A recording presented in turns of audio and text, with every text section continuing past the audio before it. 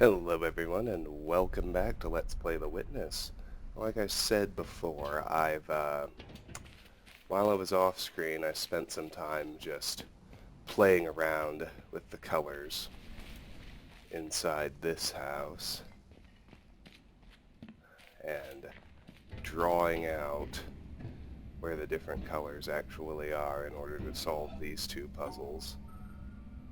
So this turns out to be the solution here, and really all it does is each one kind of shows you a different aspect of each of the two panels, so you just have to switch between all three and keep track of what changes in every single one.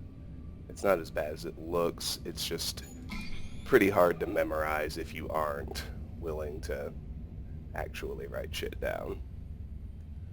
So we'll head to this one now, and it adds the wrinkle of the sun rule, but the real focus is nonetheless on the color aspect and just dividing them out into nice little pairs, which we accomplish that way. Very good.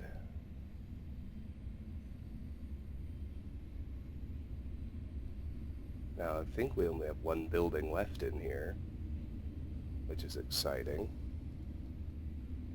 It means we're gonna get the town laser on. And that's this one here, which I do now know the rules for. So hooray for me.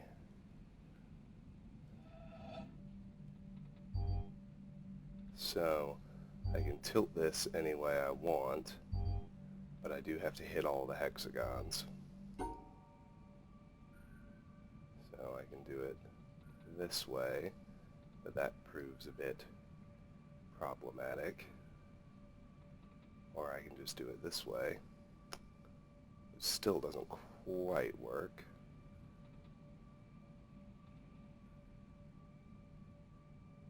I can do it this way.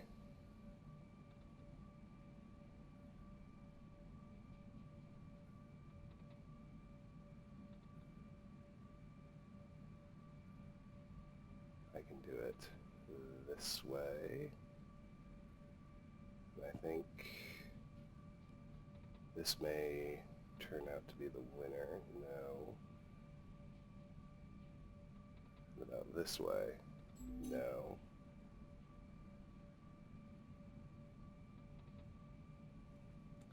Alright, let me just stare at it a minute.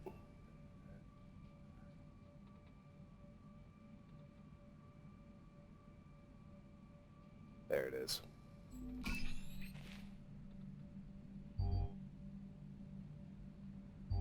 I think this one's actually easier.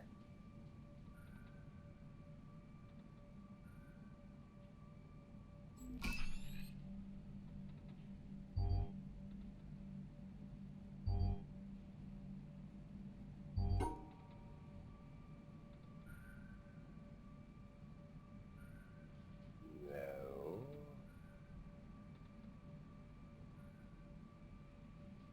No.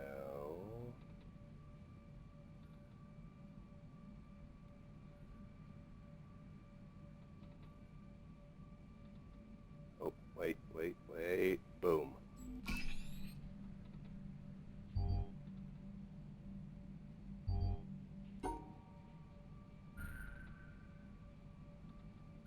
No.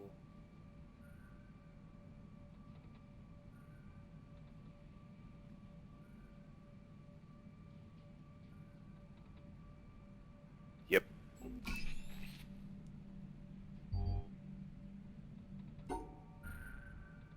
No. Sometimes you can just already see it. No.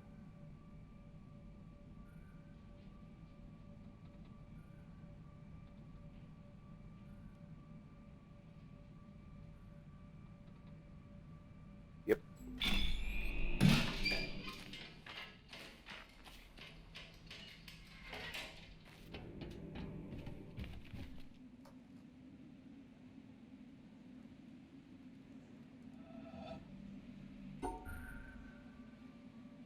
just gotta hit everything and make sure that these two stay in the same spot. Not too tough. I think that's everything. Let's see if I can get to the laser.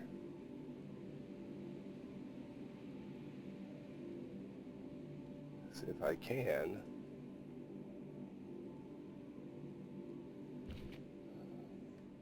And we're done here.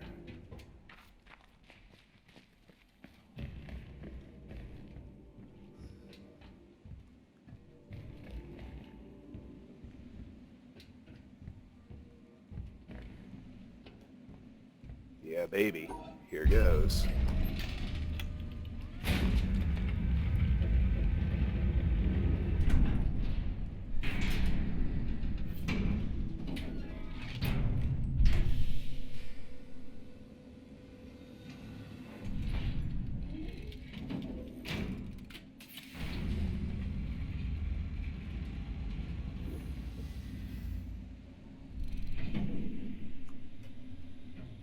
Need to see if that changes the color of that cloud, too.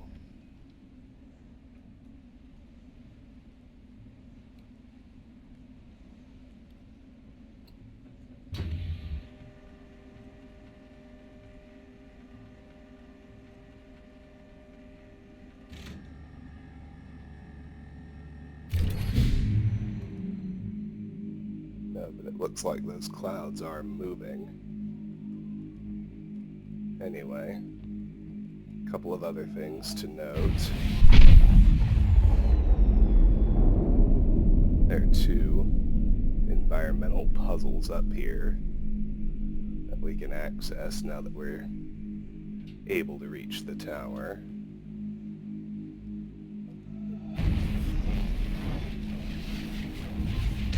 Not quite in the right spot for that one.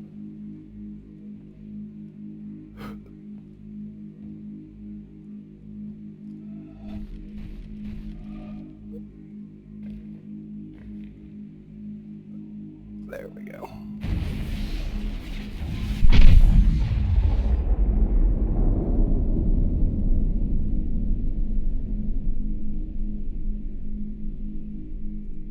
Very good. Very good.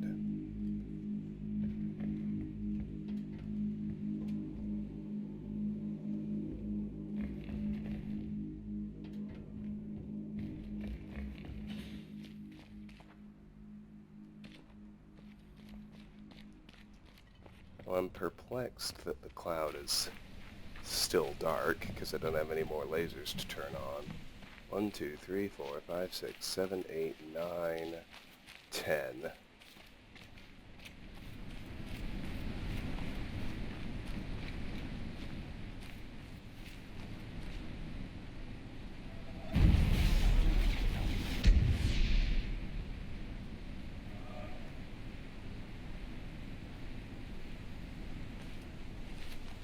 I'm just not sure what the deal is here.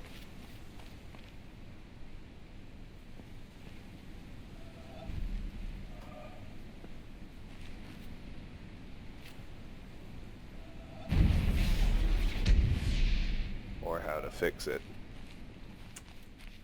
Oh well.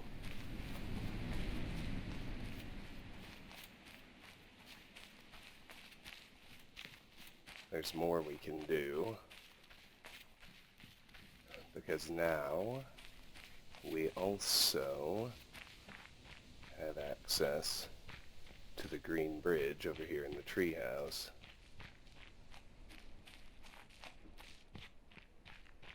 How's our obelisk? What are we missing? Only one. I happen to know where it is. So, where are my three-directional ones?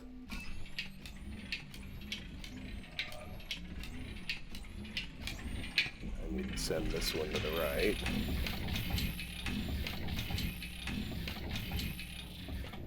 do want that one going right as well.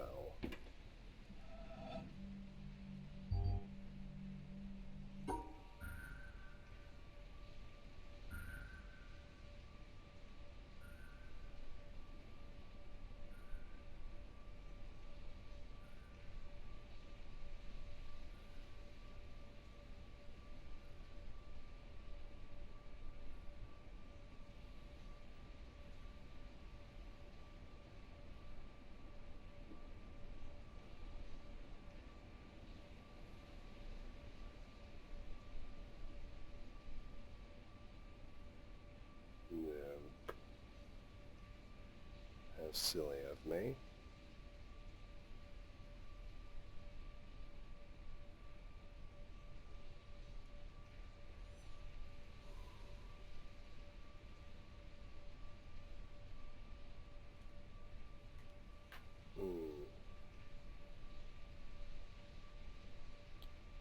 This one can't rotate.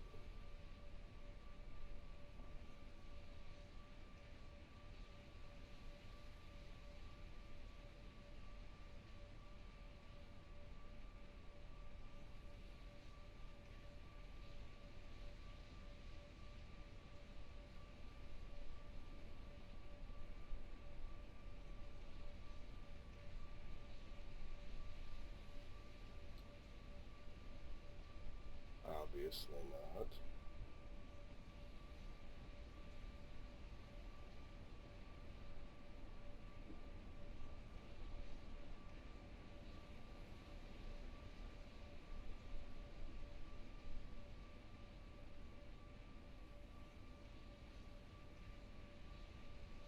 Seems like there's only one way it can actually fit, but I'm having trouble seeing it.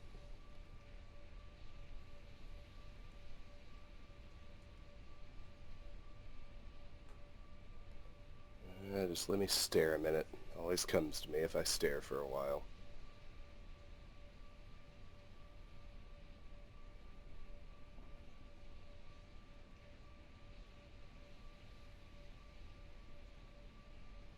And admittedly, sometimes if I just start randomly drawing some lines.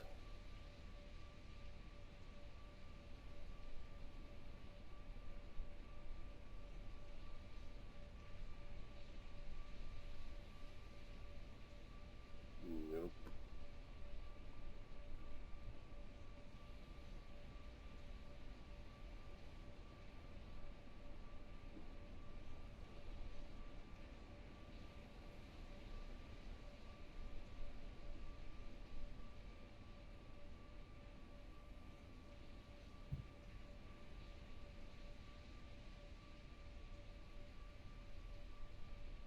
Ah, there it is.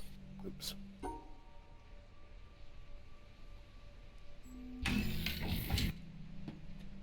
And here's your three-directional.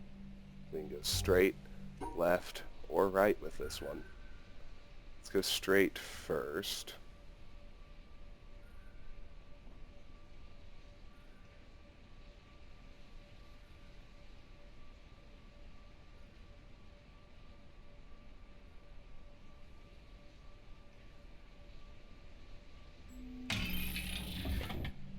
As you can see, it's actually pretty straightforward. Solve the next one.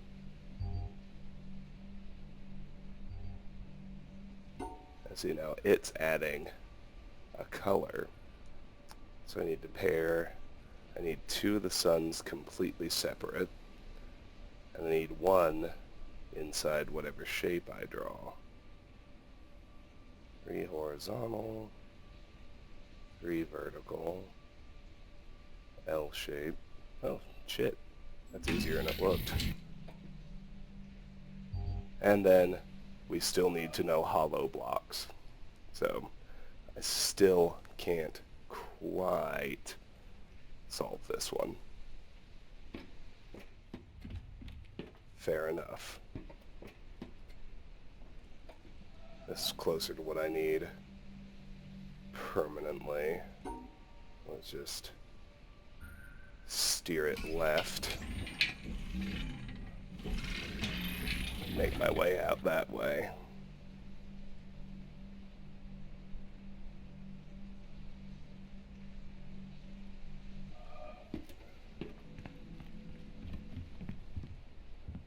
Let me take stock of my obelisks before I run back to the marsh in earnest. So I'm missing one puzzle on the treehouse, and I do know where it is.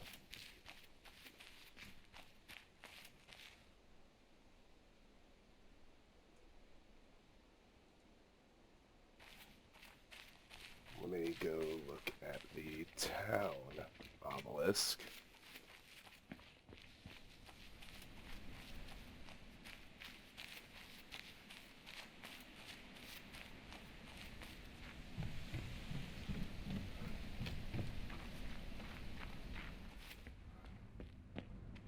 I'm aware of two that I'm missing, and I know where they are.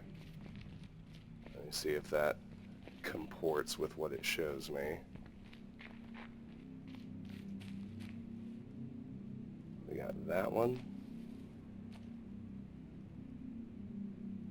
and that one.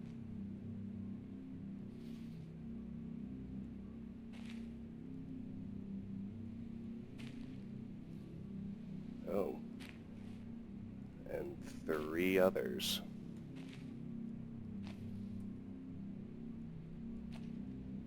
It's missing 5.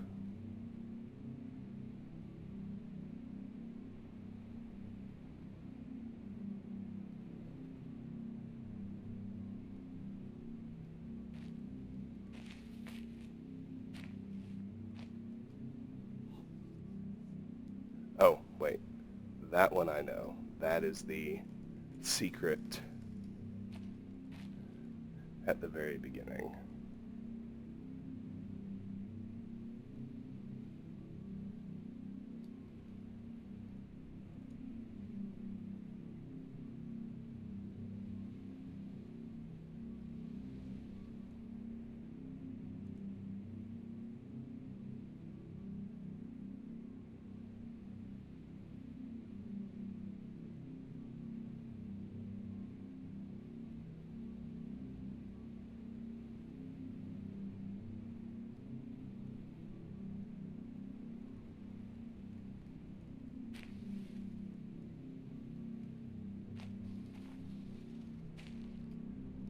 Yeah, I know that. I know that.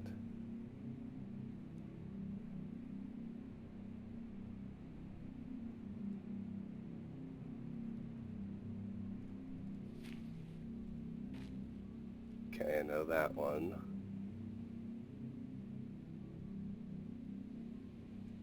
I got all of those.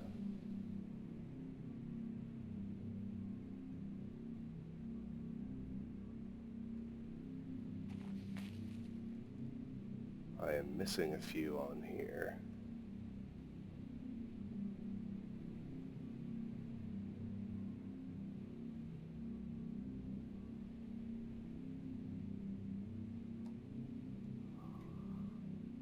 Oh, God, that was gonna kill me.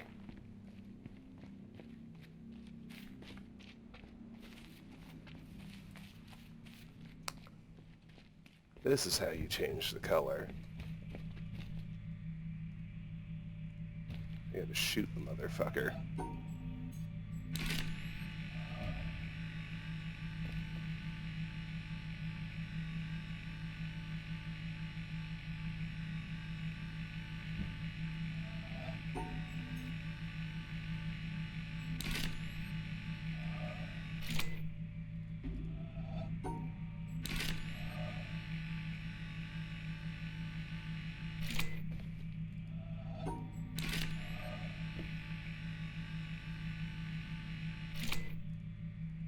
Okay. Now let's go solve the fucking puzzle. Whew. Good. Talk about a sigh of relief. Holy shit.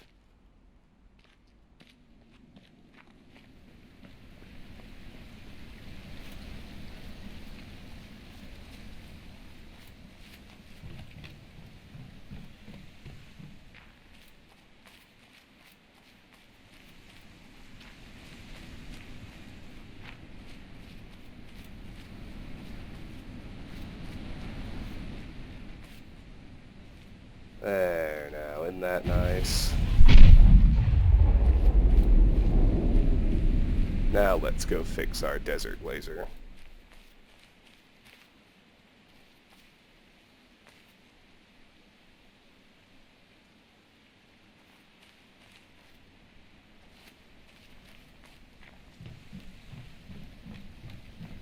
Back to the mountain.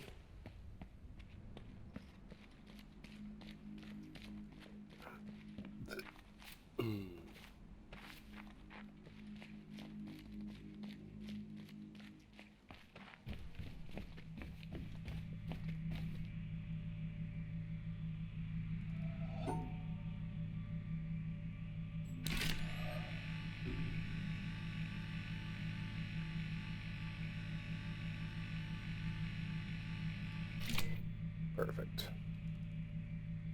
Alright, now let's go back to assessing the state of the obelisk. Just making sure I know where shit is, so I'm not caught off guard later. Pretty sure I know where these two are, but let me think a minute.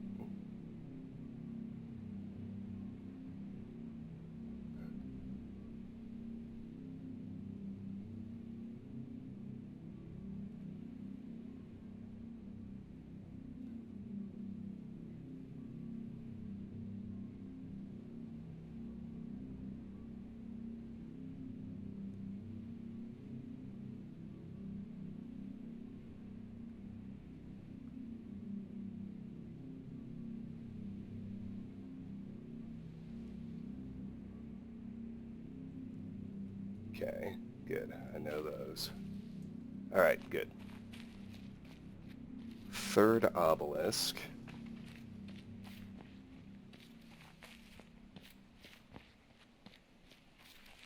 is at the desert. I do think it's missing a couple, and I do think I know where they are. Yep, I know those, just haven't done them yet. I know that one, just haven't done it yet. Good. Okay, what about the quarry? Obelisk number 4.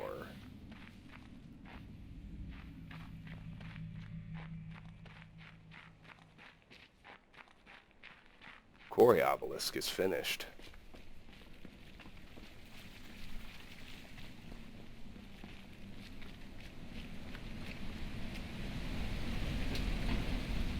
Changes to that nice white color when you finish one entirely.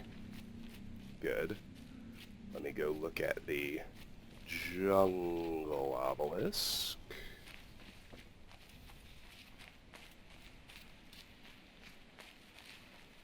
Actually, let me look at the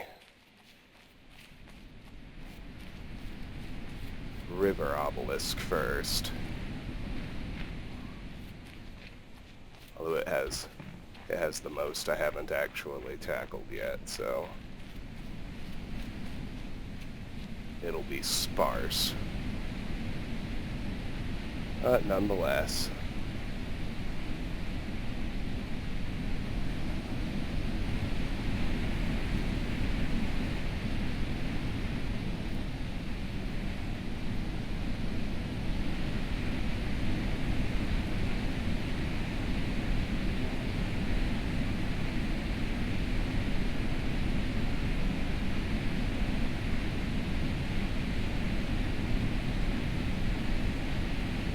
No worries.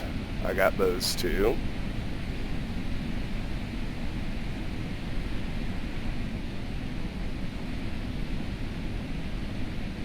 And I know where those 3 are.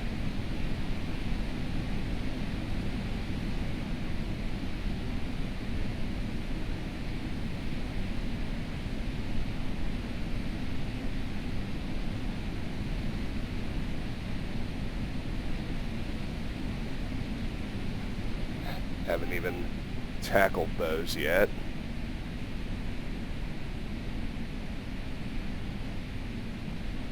Haven't tackled those either.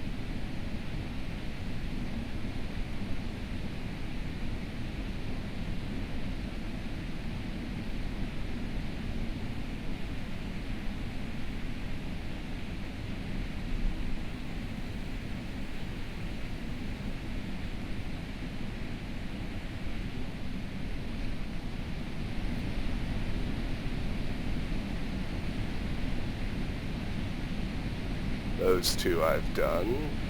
Okay. Yeah, I've got a pretty good handle on where all that shit is. Finally, let's go eyeball the jungle obelisk.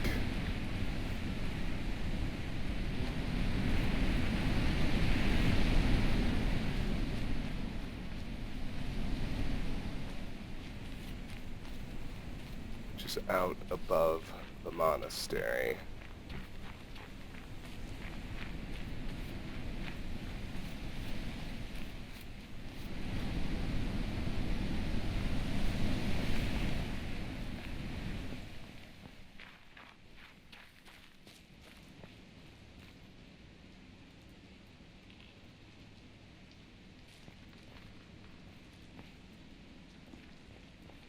If I can friggin' find it anyway. We're gonna have a wall here.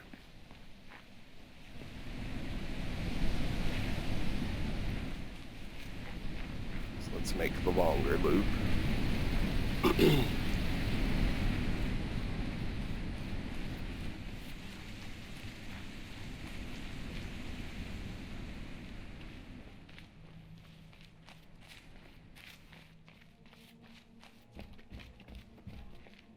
Oh, and it's completely finished.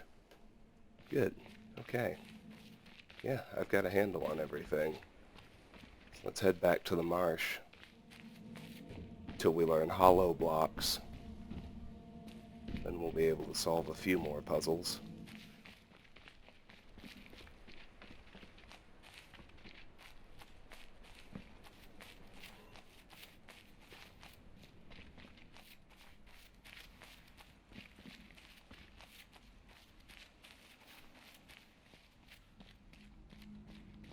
Yeah, I'm feeling good. Feeling good.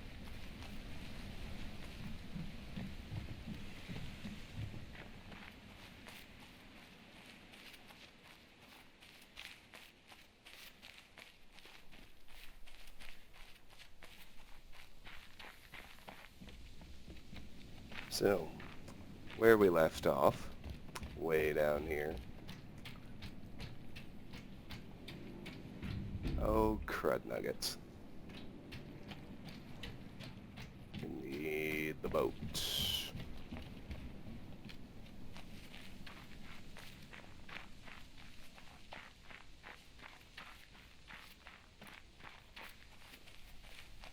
I think it's parked at the tree houses. Even if it's not, that's the closest port.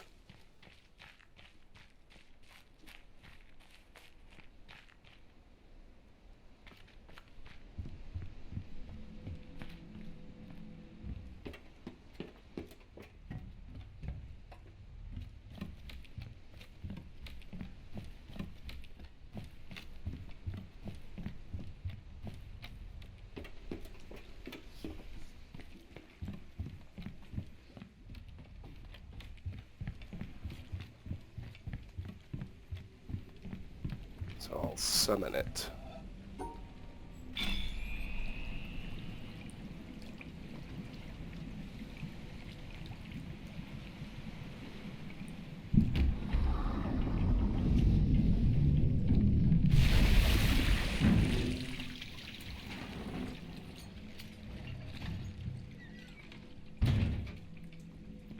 And we will sail to the marsh. At full throttle. Don't really have anything to wait for.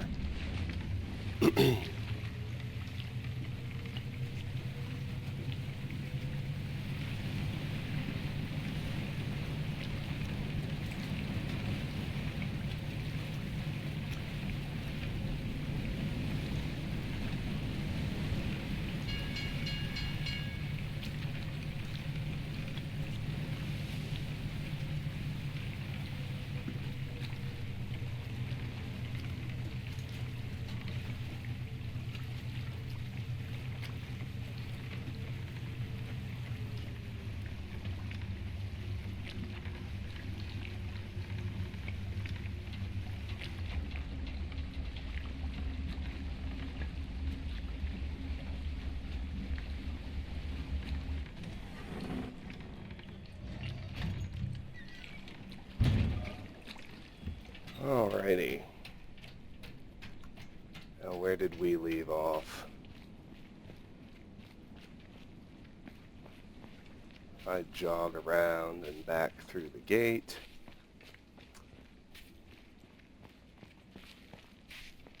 we had learned the tilted block rule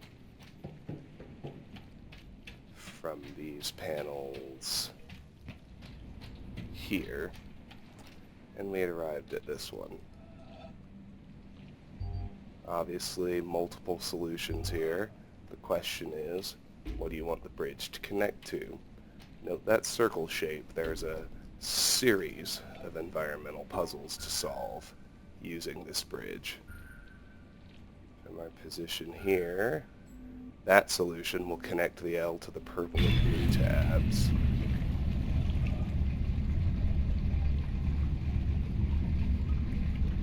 What we're going to want to do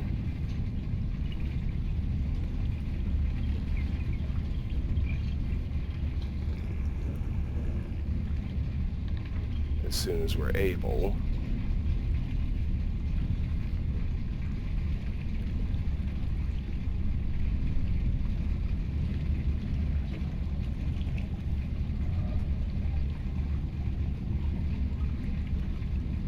I think I fucked something up.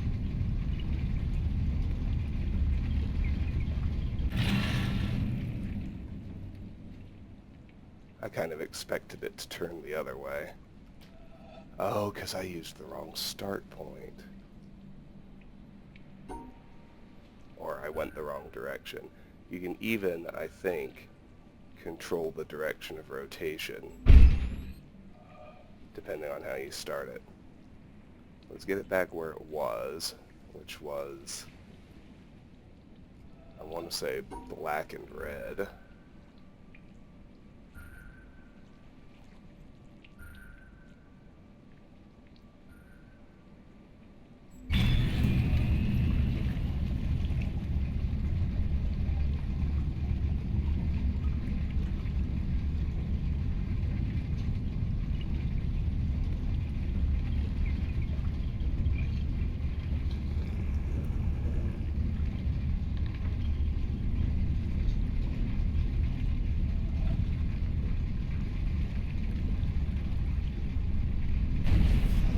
Yeah.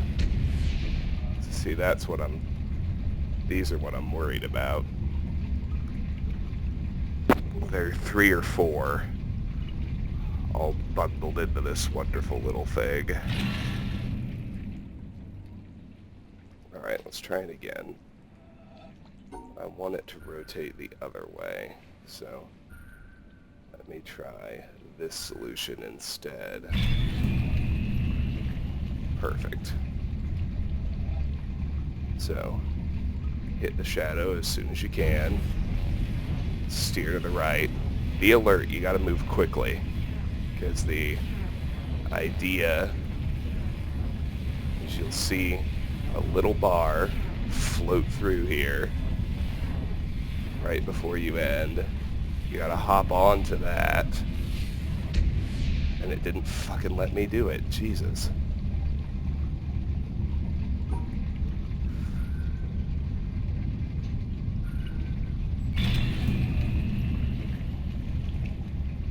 You have to successfully jump onto that little bar and then ride over to the other shadow, which is that end point through the rotation.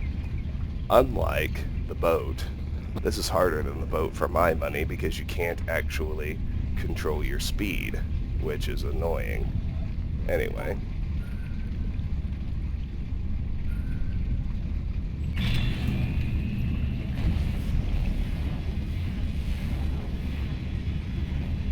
No matter, we'll just try it again. There. Good.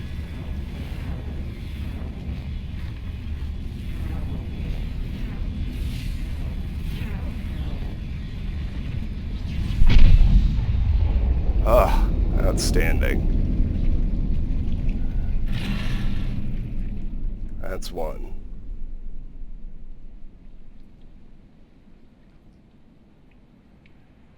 And we got others, but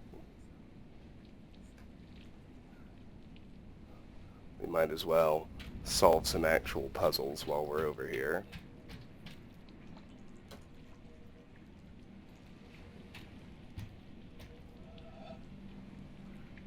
So we can rotate all of these in order to meet our goal.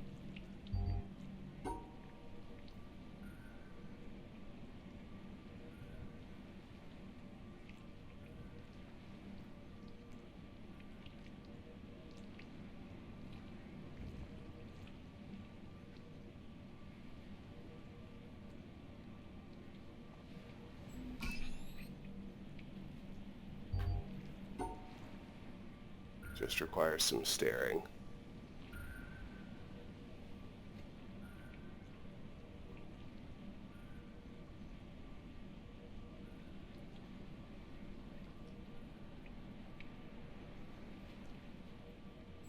Alright, no, let me eyeball this one. That gives me that. Yep, that's it. Now note that the 6 here are not tilted. So they have to be straight up. But the others are. Well, that's actually pretty simple.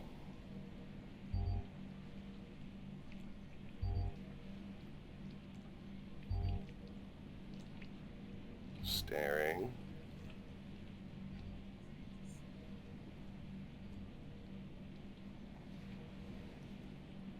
That's the only one that's not tilted, and it doesn't matter anyway. It's a single block. So these two actually combine to make a solid 6. Plus an arc of 5, plus 1. There's your arc of 5. There's your solid 6. There's your 1. Outstanding.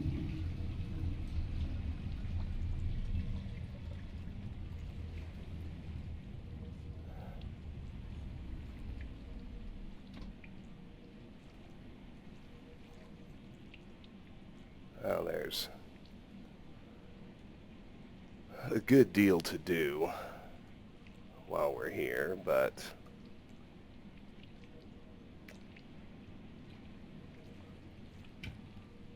let's settle things one at a time. Do I have the boat parked? Yes, I do. That's good. So we got an environmental puzzle right here that actually relies on the boat being present. We've got more that rely on the timed movement of shit that we can rotate. So if you look at this, there are two obvious solutions.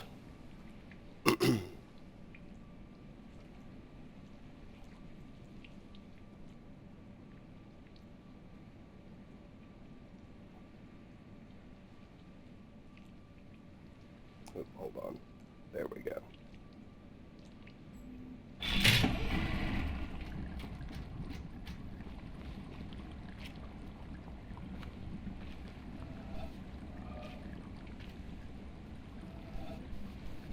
Now, I am not sure exactly what makes this one work or not work, but I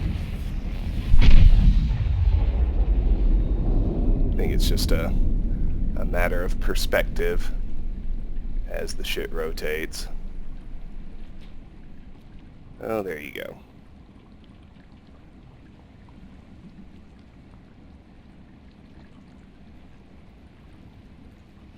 Now we can head down into that bunker we just drained.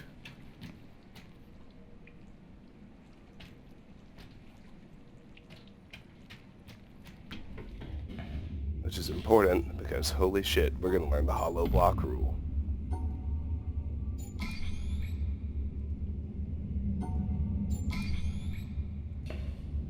So it's pretty obvious once you look at it, but what it does is it cancels out one square out of however many. So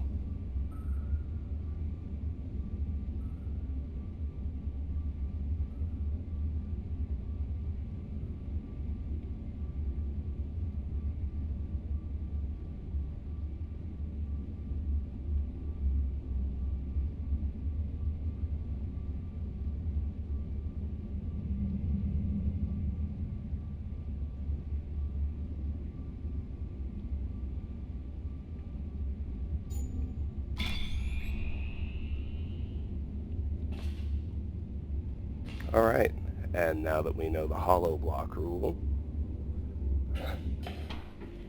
I think there are a few things that we can do.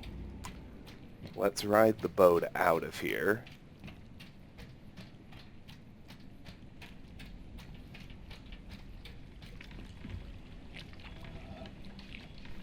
I want to take it back to the tree houses first.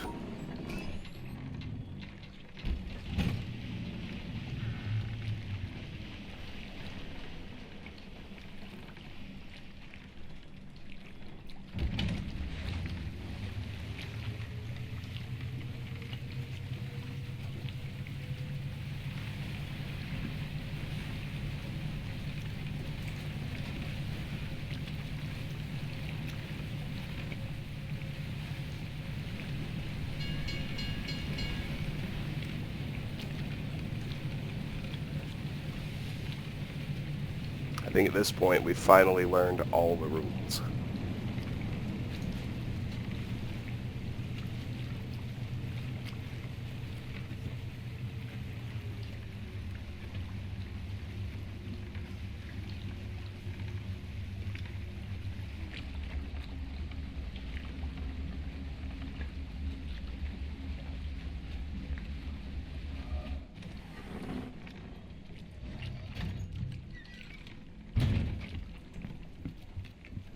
All that's left is a spot of backtracking.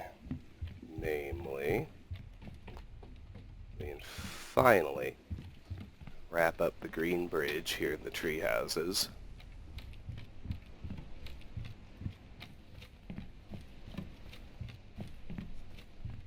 Which is naturally going to require some staring on my part, but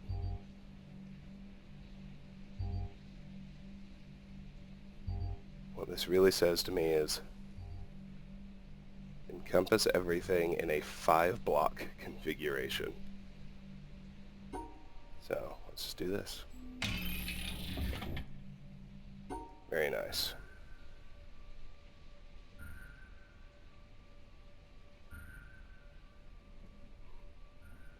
Alright. What about this one?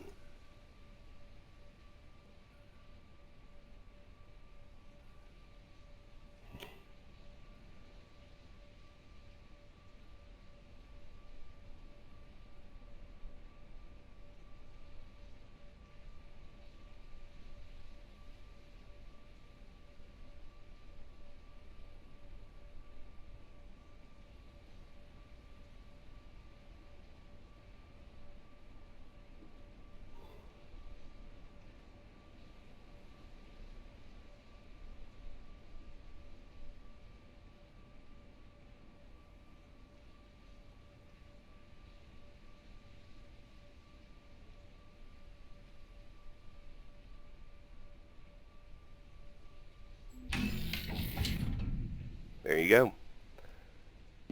Alright. Now, once we're in here, we've got this stray panel to solve.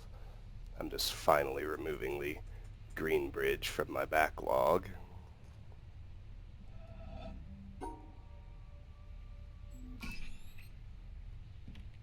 If we go back to the rotatable piece, we can steer it to the right.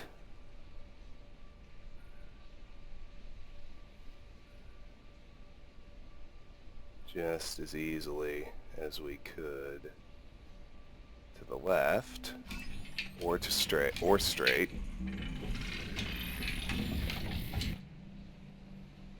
And why would we do this? Because there's an audio log stashed up here. When we choose silence, we choose to give up the reasons not to love, which are the reasons for going to war, or continuing war, or separating, or being a victim, or being right. In a moment of silence, in a moment of no thought, no mind, we choose to give those up. This is what my teacher invited me to. Just choose silence. Don't even choose love. Choose silence, and love is apparent. If we choose love, we already have an idea of what love is. But if you choose silence, that is the end of ideas.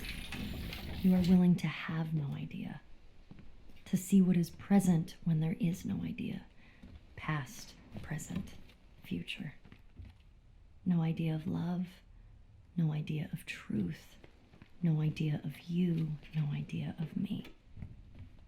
Love is apparent. Gangaji, 2009. Forgot to retool this one. The last thing we can do with the green bridge is finally solve that stubborn environmental puzzle I've been missing for so long. One last little thing.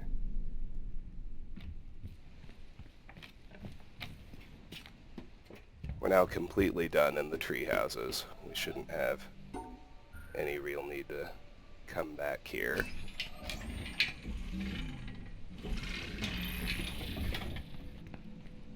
And we finished that obelisk.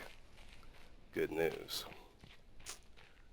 The last little thing is the Desert Ruins Vault.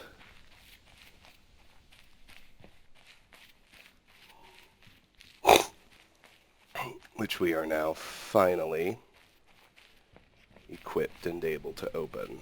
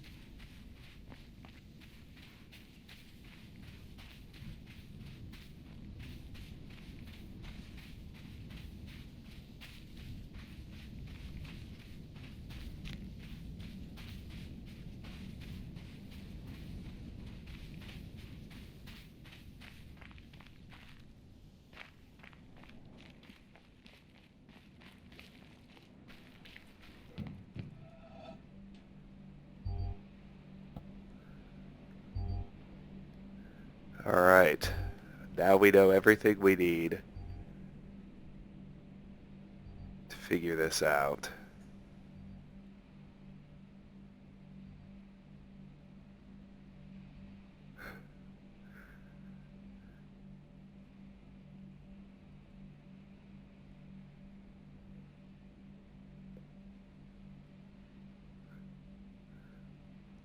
Only one start point.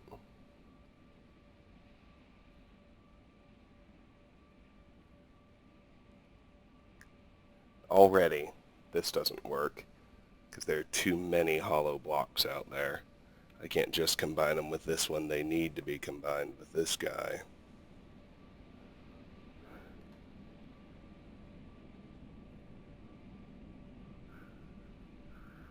Let's start over here then. If I snake up here, well, I don't really want to do that either. What I want to do is make sure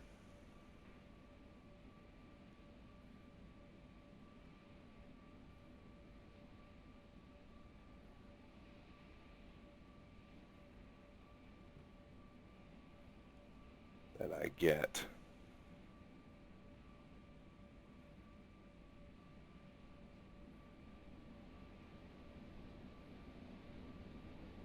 All of the, because I can cancel the entire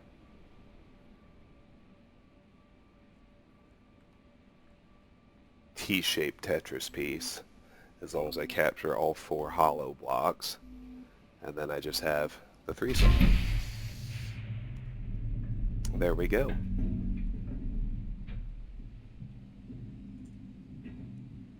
And as before, that's going to unlock one video. Watching that video will be more or less the last thing we do. That's pretty straightforward.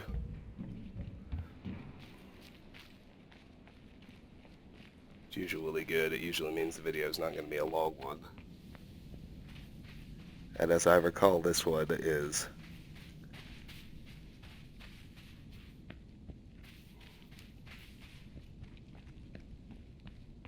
not hugely long. I think it's on about the same level as, maybe slightly longer than the shortest first one that we've seen, but it's not bad.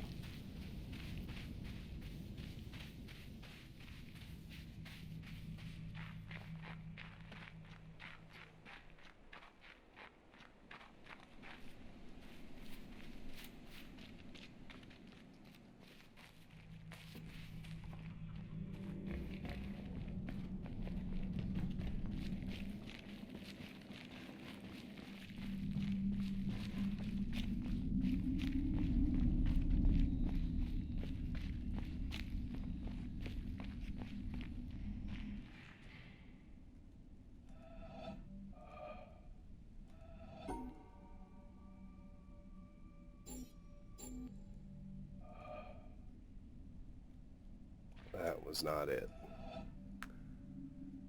It was close to that.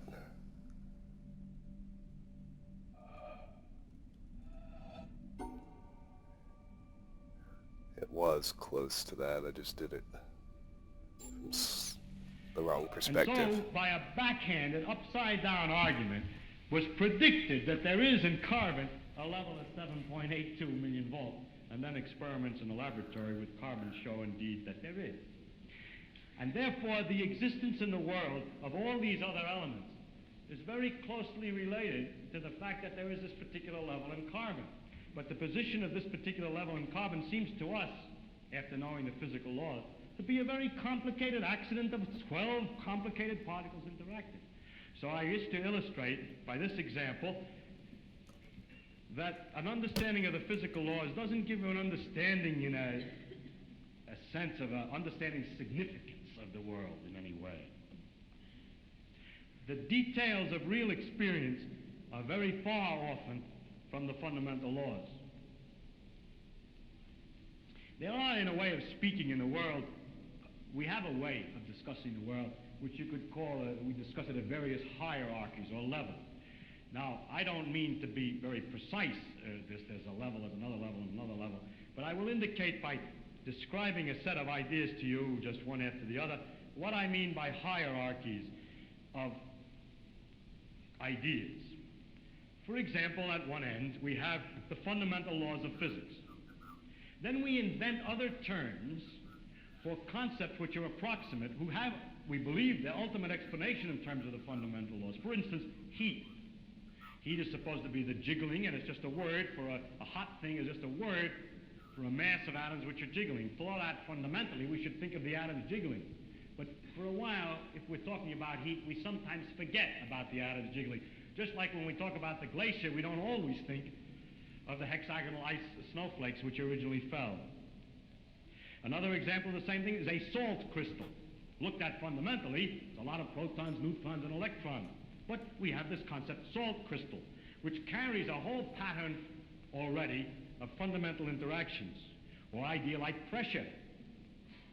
Now, if we go higher up from this, in another level, we have properties of substances like refractive index, how light is bent when it goes through something, or surface tension, the fact that the water tends to pull itself together, is described by a number. I remind you that we have to go through several laws down to find out that it's the pull of the atoms and so on. But we still say surface tension.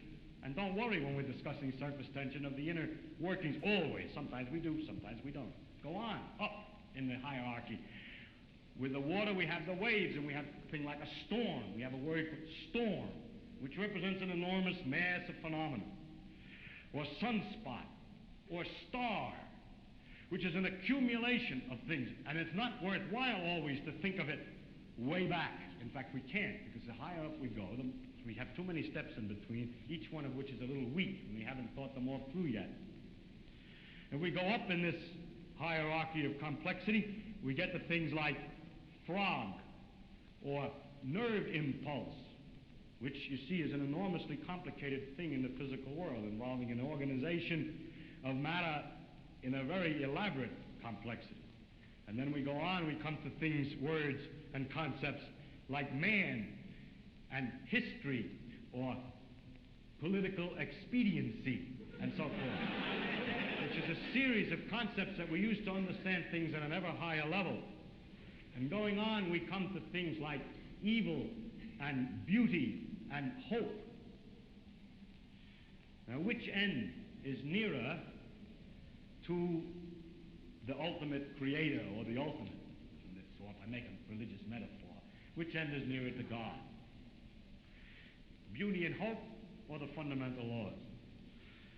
I think that the right way, of course, is to say that the whole structural interconnections of the thing is the thing that we have to look at, and that the sequence of hierarchy, that all the sciences and all the efforts, not just the sciences, but all the efforts of intellectual kind, are to see the connections of the hierarchies is to connect beauty to history, is to connect history to man's psychology, the man's psychology to the working of the brain to the neural impulse to the chemistry, and so forth, up and down, both ways.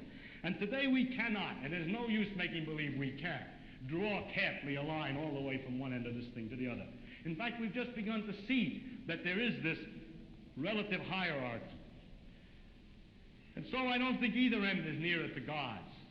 And it's to stand at either end and to walk out off the end of the pier only, hoping out in that direction is the complete understanding, is a mistake.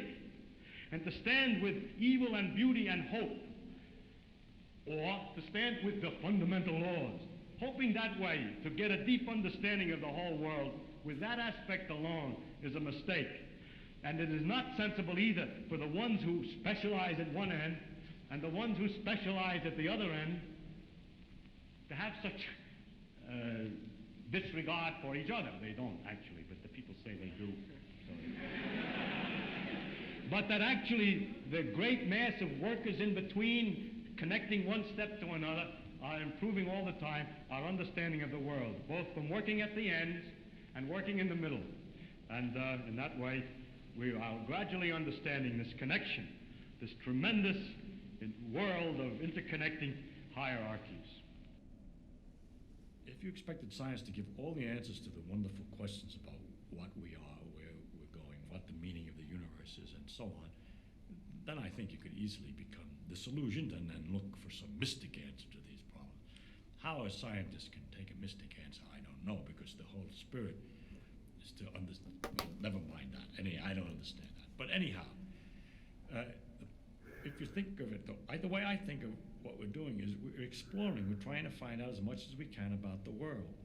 People say to me, are you looking for the ultimate laws of physics? No, I'm not. I'm just looking to find out more about the world. And if it turns out there is a simple ultimate law that explains everything, so be it. That would be very nice to discover. If it turns out it's like an onion with millions of layers and we're just sick and tired of looking at the layers, then that's the way it is. But whatever way it comes out, its nature is there and she's going to come out the way she is. And therefore, when we go to investigate it, we shouldn't pre-decide what it is we're trying to do except to find out more about it. If you say, but your problem is, why do you find out more about it? If you thought that you were trying to find out more about it because you're going to get an answer to some deep philosophical question, you may be wrong. It may be that you can't get an answer to that particular question by finding out more about the character of nature. But I don't look at it. My interest in science is to simply find out about the world, and the more I find out, the better it is. are very remarkable mysteries about the fact that we're able to do so many more things than apparently animals can do, and other questions like that.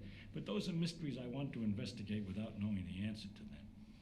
And so altogether, I can't believe the special stories that have been made up about our relationship to the universe at large, because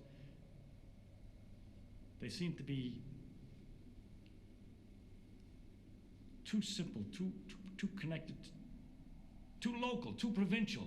The earth, he came to the earth. One of the aspects of God came to the earth, mind you.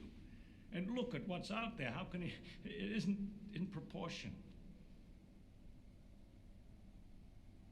Anyway, it's no use arguing. I can't argue it. I'm just trying to tell you why the scientific views that I have do have some effect on my beliefs. And also another thing has to do with the question of how do you find out if something's true? And if you have all these theories of the different religions, have all different theories about the thing, then you begin to wonder. Once you start doubting, just like you're supposed to doubt, you ask me, is the science true? We say, no, we don't know what's true. We're trying to find out. Everything is possibly wrong. Start out understanding religion by saying everything is possibly wrong. Let us see. As soon as you do that, you start sliding down an edge, which is hard to recover from. And so with the scientific view, or my father's view, that we should look to see what's true and what may not be true, once you start doubting, which I think to me is a very fundamental part of my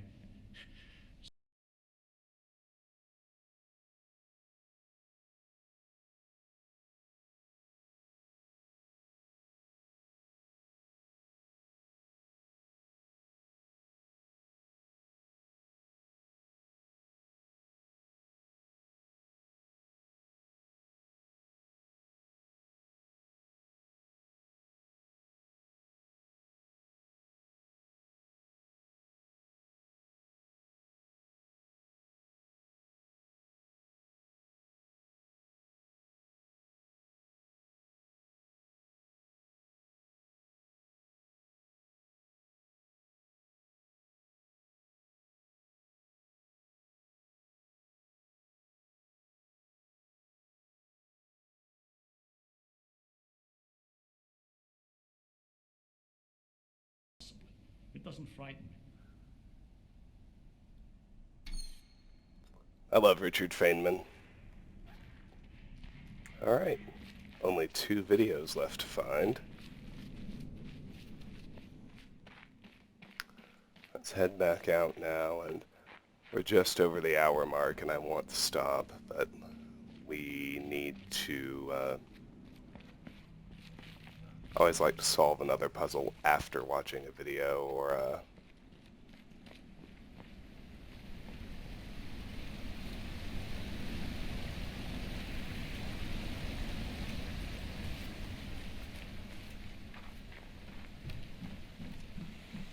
listening to an audio log, just so we can lock it in and have the game saved.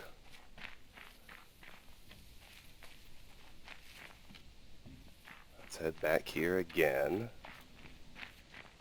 I suppose we'll need to take the boat. The bridge is currently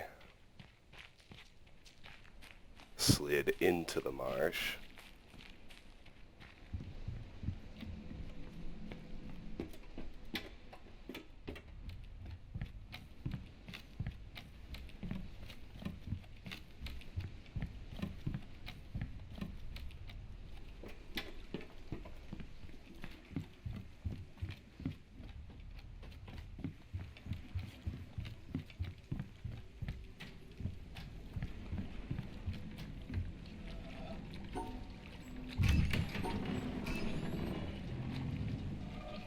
So let's just ride it on back.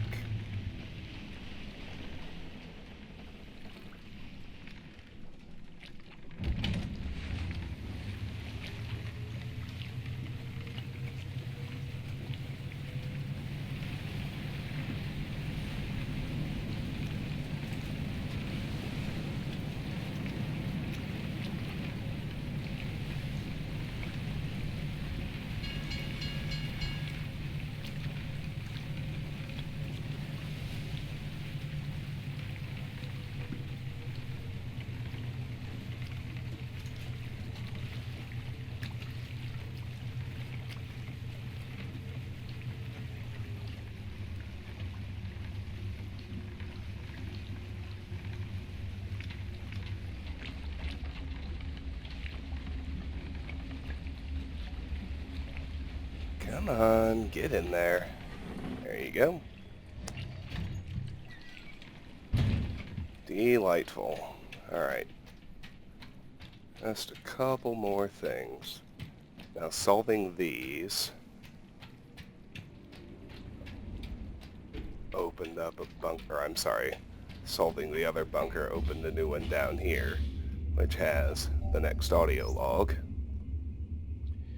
A poet once said, "The whole universe is in a glass of wine." We will probably never know in what sense he meant that, for poets do not write to be understood. But it is true that if we look at a glass of wine closely enough, we see the entire universe. There are the things of physics, the twisting liquid which evaporates depending on the wind and weather, the reflections in the glass, and our imagination adds the atoms. The glass is a distillation of the Earth's rocks, and in its composition we see the secrets of the universe's age and the evolution of stars. What strange array of chemicals are in the wine? How did they come to be? There are the ferments, the enzymes, the substrates, and the products. There in wine is found the great generalization. All life is fermentation. Nobody can discover the chemistry of wine without discovering, as did Louis Pasteur, the cause of much disease. How vivid is the claret, pressing its existence into the consciousness that watches it. If our small minds, for some convenience, divide this glass of wine, this universe, into parts, physics, biology, geology, astronomy, psychology, and so on, remember that nature does not know it. So let us put it all back together, not forgetting ultimately what it is for. Let it give us one more final pleasure. Drink it and forget it all. Richard Feynman, 1963. Alrighty. Now, just 3 quick things in here. 2 pretty obvious environmental puzzles to solve. The color aspect is pretty critical. You notice the water shifting color depending on your perspective, so you have to match it up to the yellow and the orange in order to solve these 2.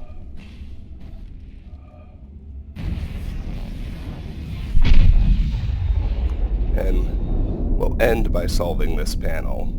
Now don't overcomplicate things.